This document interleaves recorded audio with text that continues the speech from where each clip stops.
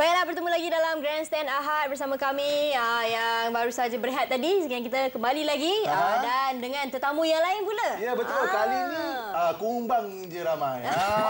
Itu saya perasan. Okey. Bunyi satu je.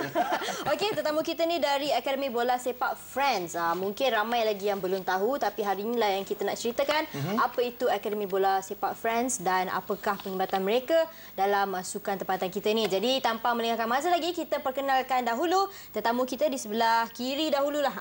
Presiden kita siapa ni? Encik Nur Ehsan, Presiden untuk Kelab Akademi Bola Sepak Friends. Dan juga Encik Omar Ali, iaitu pengarah teknikal untuk Akademi Bola Sepak Friends ni kan. Selamat datang ke Grand Sana.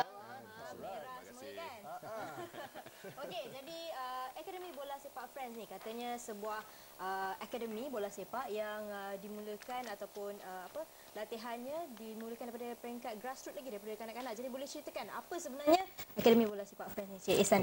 Okey, Akademi Bola Sepak Friends ni is satu akademi yang kita pilih kanak-kanak, bukan kanak-kanak lah, peringkat umur 13-14 tahun.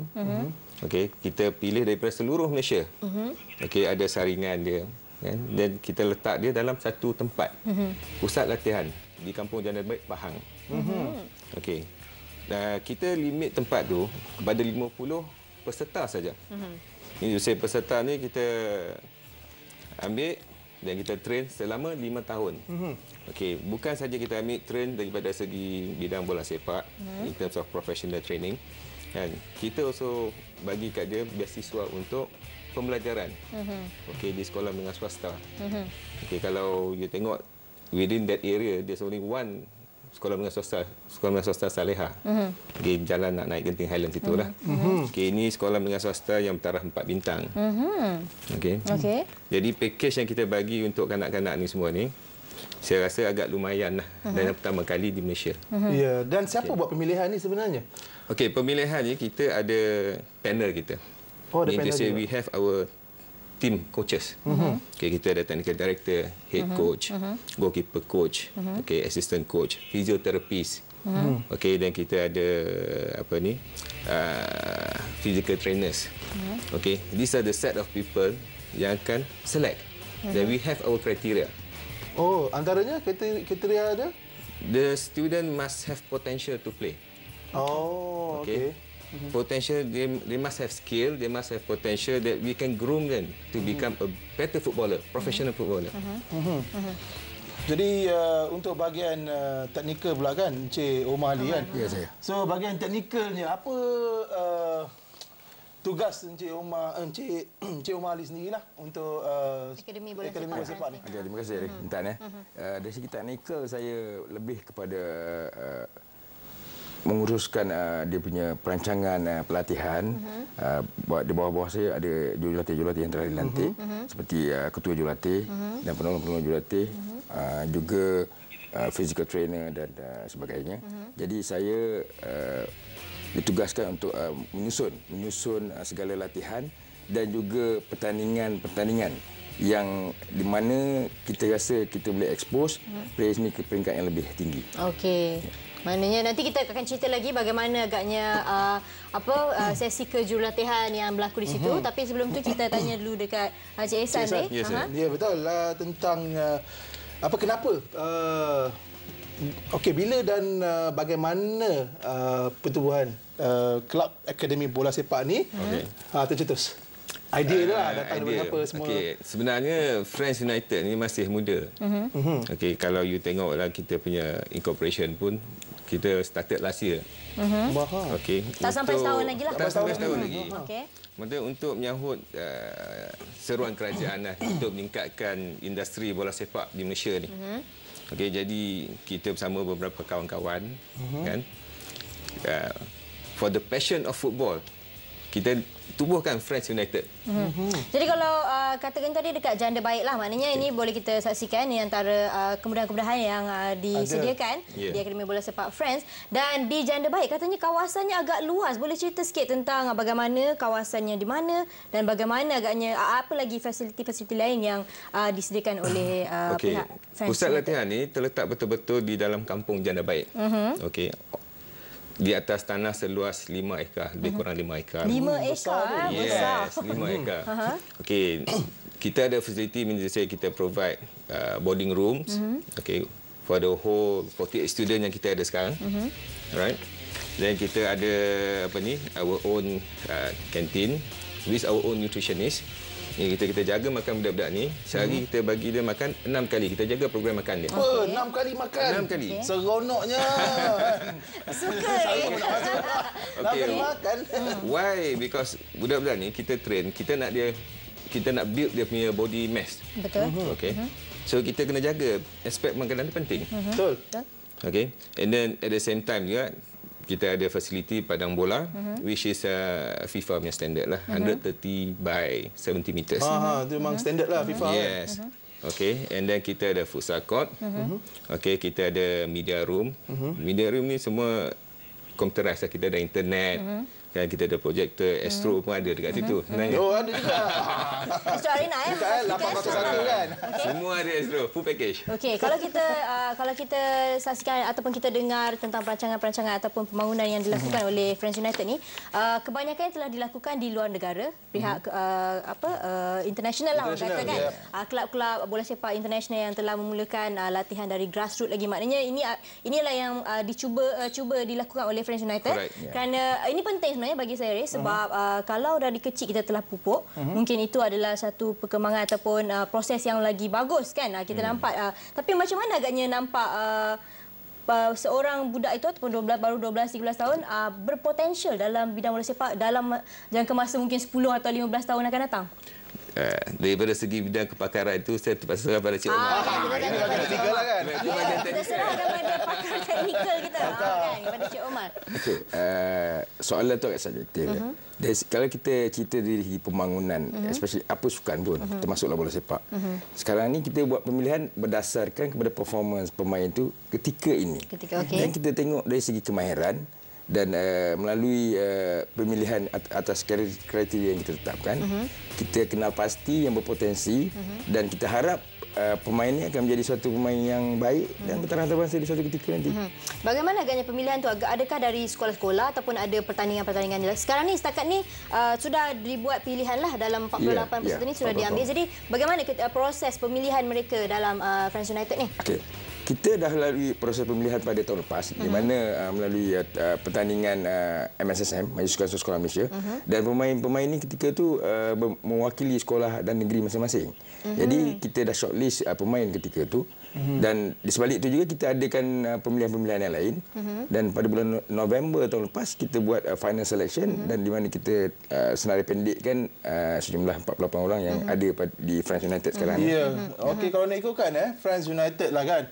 Memang cerita-cerita dia mungkin kita tak tahu ada apa yang berjaya ke, ada yang tidak berjaya ke. Boleh tak berkongsi sedikit lah setakat mereka dalam apa-apa perlawanan. Okey, buat setakat ni kita dah bertanding dalam perlawanan persahabatan agak dalam 10 perlawanan. Di sebalik itu kita baru saja habis bertanding dalam Majlis Sukan Daerah Bentong. Alhamdulillah lah mereka menjadi juara dan akan mewakili daerah Bentong ke pertandingan peringkat negeri di Negeri Pahang yang dijadualkan berlangsung pada bulan Mei yang akan datang. Ini kategori mana ni? Bawah kategori 15? Bawah 15 tahun. Okey. Ya. Jadi kalau kita cerita pasal ini Akademi Bola Sepak Friends United yang memang mengkhususkan dalam sukan bola sepak kan, dan di samping akademik lah yang juga ditaja. Jadi semestinya ada kelainan dari segi kejurulatihan yang dibawa dalam Friends United ni. Boleh ceritakan sedikit? Mungkin lain daripada yang kat luar sana kan? Kita tak tahu juga. Dari segi latihan, kejurulatihan ni lah. Kita jurulatihan sama je. Dia melalui satu kursus yang sama. Tapi pendekatan kita agak berlainan daripada tempat-tempat yang lain. Maknanya dari segi masa, jumlah latihan yang diadakan sebab kita waktu sekolahnya pun berlainan daripada sekolah lain. Okey, macam mana tu? Pemain-pemain dan pelajar-pelajar kita ni akan mula bersekolah pada pukul 10 pagi. Dan akan habis waktu belajar dia pukul 3.30 petang. Jadi kita berkesempatan untuk menggunakan masa-masa yang terluang waktu pagi dan petang untuk sesi-sesi latihan. Bermakna sebelum masuk sekolah pukul 10 tu sudah ada latihan? Bermula seawal pukul berapa tu? Pukul 7.30 pagi. Pukul 7.30 pagi. Dia dah latihan apa semua kan. Lepas tu pukul 10 baru pergi sekolah. Kan pukul 3 habis, petang baru latihan lagi. Tu kira breakfast yang pertama pagi-pagi. Dia makan 6 kali kan? Makan lagi. Dia breakfast dulu sekali dah habis. Morning drinks. Morning drink kata orang kan. Okey lah. Breakfast. Ini nak tanya dengan Cik Ehsan sendiri kan. Biasiswa yang diberikan, boleh tak beritahu kami biasiswa tu bagi mereka untuk apa, pelajaran ke, untuk teruskan sukan di luar sana ke, macam mana tu? Biasiswa yang diberi merangkumi segala aspek. Daripada segi sekolah, persekolahan, daripada segi training football, daripada pakaian, bola. Pakaian pun sama. Ya, pakaian bukan saja jersey bola, boot bola. Kan, in fact jogging shoes kan, pakaian harian kan, pakaian untuk pergi jalan-jalan. Itu semua kita provide. Pergi jalan-jalan pun ada pakaian juga? Yes. Ada kosong tak? Takkan satulah tempat. Tak pakai baju. Tak adalah. Jangan bawa baju sendiri dari rumah ke, kita orang nak tahu. Tapi ni buat jalan pun ada baju juga. Senang cerita dah terpelak ni. Senang ceritanya fully sponsored lah. Fully sponsored atas bawah. Kan. Kan? Ini dari segi penerimaan ibu dan bapa mereka macam mana pula? Adakah ada ibu bapa mereka memberi sokong ataupun ada yang tidak menyokong? Alhamdulillah setakat yang sekarang sini kebanyakan positif. Positif. Banyak ibu bapa yang menyokong daripada segi bila kita ada game, outside game. Dan either friendly match ataupun kita masa lawan sekolah-sekolah distrik Bentong, kan ibu bapa datang. Datang bagi sokongan. Yes, bagi sokongan, dan some parents dia datang bawa food. Kan. So, we always welcome. Like a family lah kiranya. Yes. Tapi kau ada tak pelajar-pelajar yang rindu mak bapak, macam nak balik boleh tak kan? Tak jadilah. Pada permulaannya memang ada. Sekarang ni pun ada. Mana anak yang tak rindu mak bapak kan? But in terms of that, kita allow parent yang dekat ni untuk datang weekend. Okay. And also yang jauh, kita promise kalau kita ambil daripada rumah, kita hantar ke rumah. So every year kita allow them to go back 3 times a year. 3 kali? 3 kali. Itu yang kita sponsor. Kalau rindu juga tak tahulah kan. Macam pelajar-pelajar pemain-pemain daripada Sabah, Sarawak kan. Kita sponsor dia punya trip untuk pergi balik. Saya kira ramai yang sebenarnya yang dah terlebih umur lah katakan, yang masih lagi aktif dalam bola sepak ke apa, mesti rasa jealous pun ada juga ni dengan akademi yang macam ni kan. Pakai makan banyak, lepas tu jalan pun ada pakaian semua. Tapi yang paling penting dia punya pengkhususan dalam kejurulatihan dalam bola sepak lah. Kan, dalam untuk masa depan kan. Orang dah sponsor tu kan tunjukkanlah. Kan. Jadi siapa agaknya tenaga pengasah yang mengasah bakat-bakat pemain yang ada ni? Setakat ni kita ada 7 ahli technical people yang terlibat. Ya, di mana saya sendiri sebagai technical director di sana, dan kita mempunyai ketua jurulatih Sir Ahmad Fairuz Yunus, bekas pemain kebangsaan.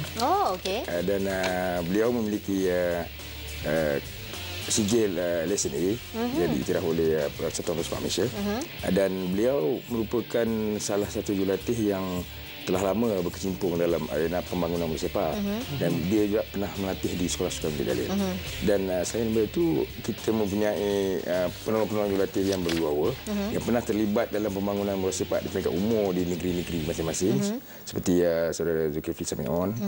Dan kita juga mempunyai physical trainers yang kita rasakan qualified, mempunyai kelulusan daripada universiti tempatan yang berpotensi untuk memajukan atlet-atlet kita di bidang kecergasan dan kecederaan semua. Adakah mereka yang dah berjaya kan, kiranya dekat club Friends ni kan, adakah mereka akan dihantar pergi ke main untuk macam Liga Perdana kita ke, ataupun main untuk negara ke Liga Super, kita tak tahu kan? Itu satu soalan yang baik. Jadi jangka panjangnya kita akan selepas mereka ni berumur 18 tahun, kita akan adakan suatu kelab di mana di situ dikenali sebagai Friends United Football Club. Dan pemain-pemain ini akan bermain untuk kelab tu, dan juga ada yang berpotensi untuk mewakili negara, dan hopefully some of the players will be the international level lah. International level yang antarabangsa seperti negara-negara lain yang melepas mengemukakan pemain, mengeluarkan pemain seperti Korea kan, Japan, di mana pemain mereka dah beraksi di peringkat yang lebih tinggi. Ya, kalau nak ikutkan, diorang semua mula daripada kelab-kelab macam ni lah, France, macam Messi. Sekarang ni dah berapa? Dah jadi legend kat Barcelona orang sekarang. Hopefully kita pun berharap suatu ketika untuk Malaysia akan produce ada seorang budak. Mungkin bukan sahaja individu tetapi mungkin kelab itu sendiri kan. FU kan. France United lagi. Saya highlight. Kita dah tahu dah siapa pengponggalnya.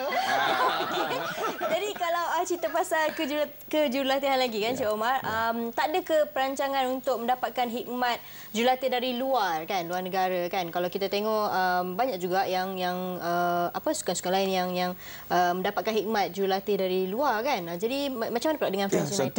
Satu pandangan yang baik, tapi buat masa ni, buat ketika ni lah, di peringkat umur ni, saya rasa pendekatan jurulatih tempatan adalah lebih bermakna. Sebab dari segi culture, budaya kita semua, jadi cara asuhan tu lebih kepada budaya kita.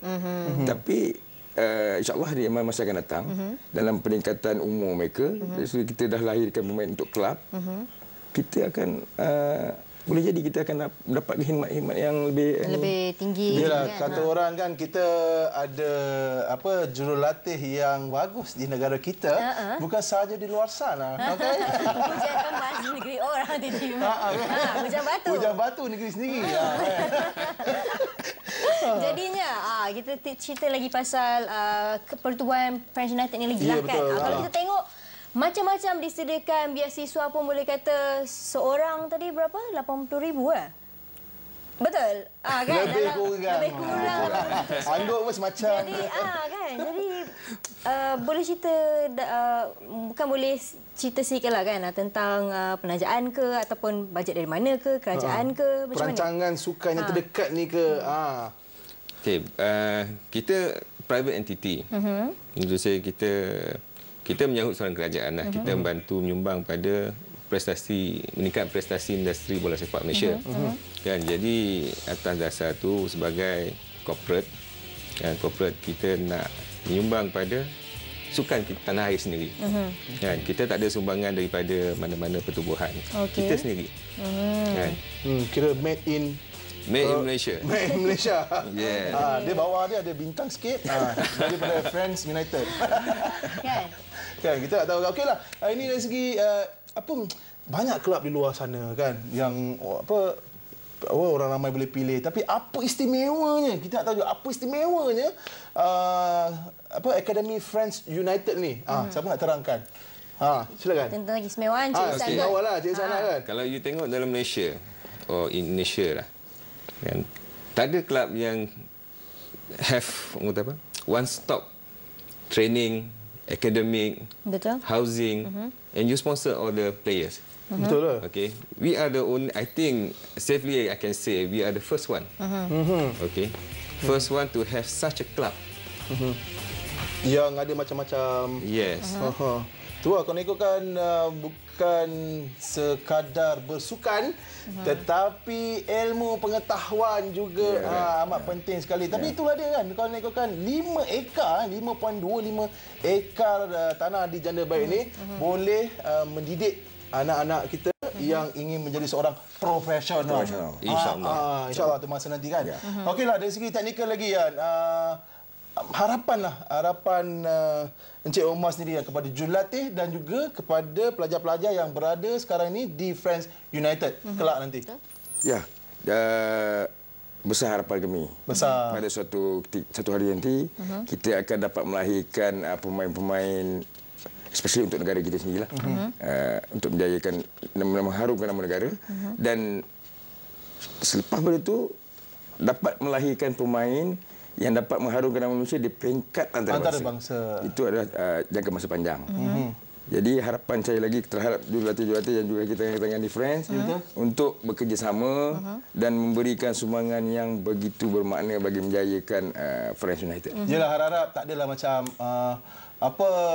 meletakkan satu harga untuk sesuatu untuk kita melatih kan. Ada juga kadang-kadang kita tahu orang kan kalau nak melatih orang kena bagi aku macam ni kan. Jadi kepada Cik Ehsan pula, dengan katanya ada majlis pelancaran yang akan dilakukan oleh Friends United, nak terangkan sedikit? Okay, we intend to have our own football matches. Okay, mean to say kita sekarang ni tengah finalize dah a lot of things. Dan insyaAllah by next week, kalau semua rancangan kita berjalan lancar, kan, kita akan umumkan kita punya trofi sendirilah. Okeylah, macam mana? Kalau ada tak, boleh tak kalau mak bapak tu sendiri hantar mereka terus pergi ke Friends United ni, boleh tak tolong ajar anak saya? Macam mana? Boleh ke buat dari macam segi tu? pemilihan tu masih terbuka lagi ataupun sudah tertutup? Dah tutup. Dia, tak tahu juga. Dia macam ni. Kita tepat terhad ya. Jadi pemilihan kita berdasarkan pada macam Cik San cakap tadi. We are looking for a potential players. So maknanya bukan kita umumkan semua orang boleh mohon masuk. Tidak. So, kita akan ada TID kita, group of TID kita yang akan meneliti dan menengok di luar sana mana pemain-pemain yang rasa berkemampuan dan berpotensi untuk dimajukan dan kita bawa masuk. Jadi setakat ini yang 48 orang itu adalah mereka sajalah, tak ada lagi penambahan selepas ini ataupun akan ada pemilihan? Bukan dikata tak ada penambahan. Kita akan identify players luar yang ada kemampuan dan kita akan bawa masuk. Okey, bukan apa, sebab saya kira ramai yang menonton Grandstand sekarang ini, mungkin ramai adik-adik kita yang telah berminat kan dengan Friends United ni dan ingin tahu bagaimana untuk menampilkan diri mereka kan. Mana tahu satu hari mereka juga akan bersama-sama dengan Friends United. Jadi disebabkan itu saya tanya, akan adakah apa pemilihan lagi? Ya, betul. Kan? Macam saya sendiri pun saya berminat nak masuk sebenarnya.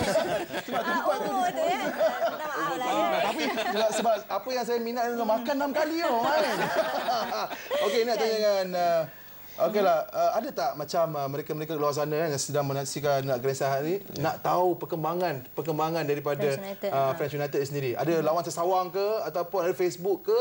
Okey, kita ada kita punya fans club. Okey, dan kita ada kita punya Facebook. And you can type www.friendsunited.com.my or you just go to Facebook lah. Facebook, Friends United Academy. Friends United Academy. Friends United Academy. Itu dia. Maknanya dia orang ni dari kecil-kecil lagi nanti dah ada peminat sendiri. Kan? Ataupun daripada 48 orang ni adakah yang akan disingkir? Wah, tiba-tiba macam program reality pula kan? Adakah? Ke memang akan dikekalkan sehinggalah ke 18 tahun nanti? Okey, kita bukan program reality, tapi kan? Mana tahu ada yang tetapi seperti mana yang Cik Omar terangkan, dia bergantung pada kemampuan individu. Okey, kalau dia boleh ikut kita punya training, okey, and they perform to our mark, because kita dah bagi sponsorship, we have spent so much, kan? Kita nak individu players yang betul-betul talented. Yalah, terbaiklah yang kita nak talented. Because kalau that individual cannot perform, then kita deprive the right of other person yang boleh naik. So adakah mereka yang tak mengikut piawaian daripada Friends United, adakah mereka akan macam okeylah, minta maaf, sampai sini saja? Ada tak macam hantar balik ke? Buat masa sekarang, alhamdulillah, kesemua 48 yang ada di situ masih menunjukkan prestasi yang bagus. Bagus. Okay. Itu tapi tak bermakna yang bagus sekarang ni boleh bersambil lewa ataupun bermain-main macam tu je. Mereka kena serius lah, dan benda ni kena cabaran yang besar untuk mereka, kerana kemungkinan kalau ada yang lebih baik mungkin akan masuk ke dalam Friends United kan, akan diganti. Jadi itulah dia. Kalau kita nak jadi bagus kan, kita kena berusaha bukan kat sini saja. Kan kat luar sana pun kalau nak berlatih sungguh pun boleh juga kan. Tapi ini adalah salah satu lorong ataupun jalan untuk maju ke hadapan lagi lah kan. Betul. Jadi harapanlah untuk Akademi Bola Sepak Friends United ni, Cik Ehsan. Harapan kami seperti yang diterangkan, kita nak melahirkan individu yang profesional, yang bertaraf dunia. Ya, itu kira moto lah dia. Kalau kita tengok Cik Ehsan ni, dia punya jawapan dia pendek je, tapi padat. Dia kalau ambil bola, tendang jauh terus gol.